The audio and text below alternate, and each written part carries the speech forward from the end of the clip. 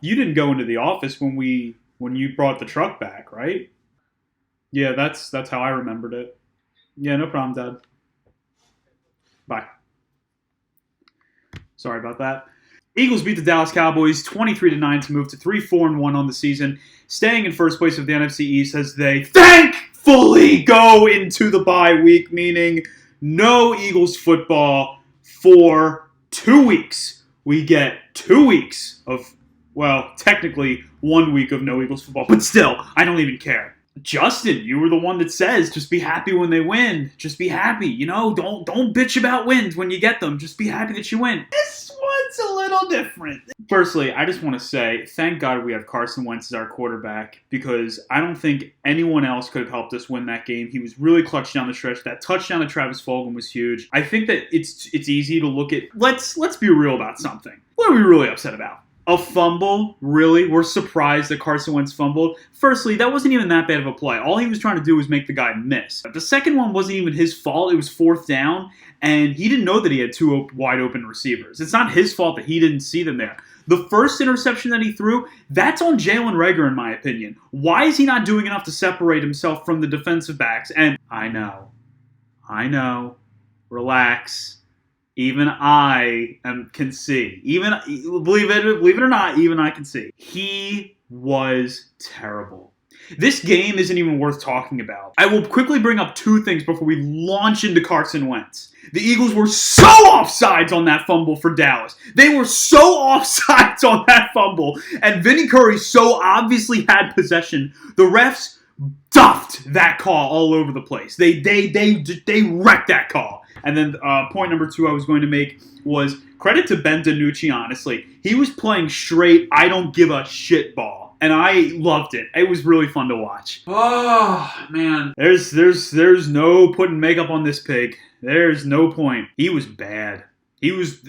People will say, what is the worst game of Carson Wentz's career? That's a good question. Well, I think New Orleans Saints 2018, 0 touchdowns, 3 interceptions. I forget the 2016 Bengals game, rookie year, late gamer to Zach Ertz. Yes, garbage time Zach Ertz. Very good. 2016 specialty. Neither of those games are the worst games in his career, in my opinion. Neither. Neither is the Patriots game from 2019. Neither is the Saints one from 2019. You know why? I'll explain why. 2016 against the Bengals was his rookie season. Passable. Bad game. Happens to rookie. 2018 against the Saints was really bad. That was a very, very bad game. The Saints were also like 8-2 that year and were by far and away the best team in football. 2019 against the Patriots and for the Seahawks, that was no doubt a terrible stretch for Wentz. They were not great games. Wentz also really got screwed over 2 times in those 2 games, so they're bad games. They're not the worst in his career. This is the worst game of Carson Wentz's career. At home, all the momentum. You're building a core with Fulgham and Rager's coming back. You have Dallas Goedert that's coming back. You have weapons now, or more weapons than you did before. And you're playing arguably one of the worst defenses in recent NFL history, at least all the way going back to 1970 or 73, whichever year that was for the Houston Oilers. Dude, what are you doing with some of these decisions? That interception against the Cowboys, go look at the one he threw against the Giants, put it side by side against the one with the Cowboys. Find me the difference. Find it. There is none. He does not learn from these mistakes. That was such an unnecessary pass, and he threw it in double coverage. Bad decision. And the fumble. I don't even know what to say. Not the second fumble. No one cares about the second fumble. Everyone cared about the first fumble.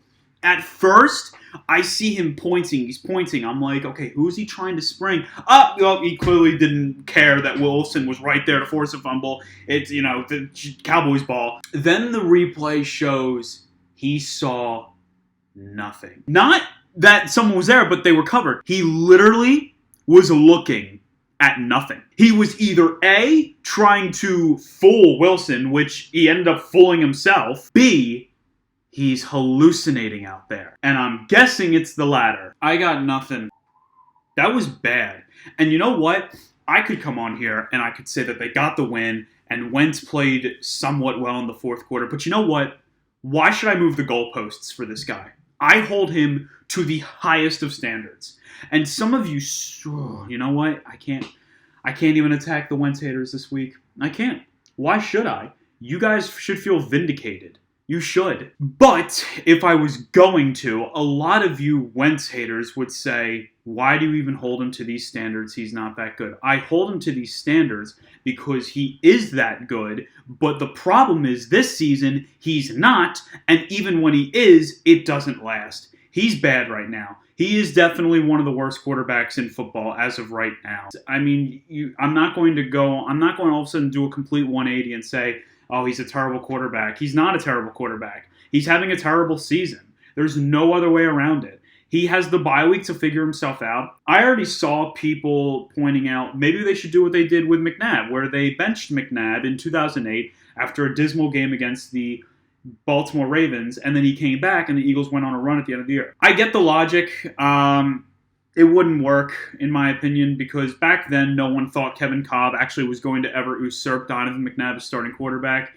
Jalen Hurts, there are fans that are actively rooting for that. So if Jalen Hurts comes in and has a good game, now you've got Wentz's confidence is tanked. You've got a quarterback controversy, and it's just not good for the team. It's not. I don't care how many of you hate Wentz. A quarterback controversy is the last thing this team needs. There's really nothing else to talk about with the game. But there is one thing I do want to quickly mention. Tomorrow is a very important day in our country's history. It is Election Day 2020. Every election day matters. It doesn't matter whether it's 2016, 1880, whether it's 2004, whether it's 1984. It's always important. I encourage all of you who are of age to go out there and vote. And I don't care who you vote for. I don't care if you're a liberal and you desperately want to see change in the White House, or if you're a conservative and you want to see things stay the same. It doesn't matter where you align. You should definitely go use your platform. And yes, it is a privileged platform because not every country gives their people the right to vote. But you should definitely use your platform to voice your opinion. Go vote out there, everyone. For those who do want to stand in the lines, be sure to make your voice count. Tomorrow is a huge day for our country. Tomorrow could be a big day of change.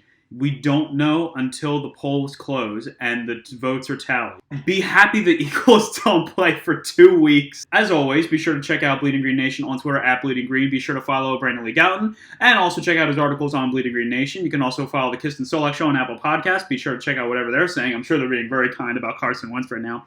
Shamus Clancy's newsletter came out this morning where he was pretty criticizing of Carson Wentz, and it hurt a little bit, Shamus. I'm not going to lie. That one kind of hurt my feelings, but I still enjoy his newsletter. Link down below.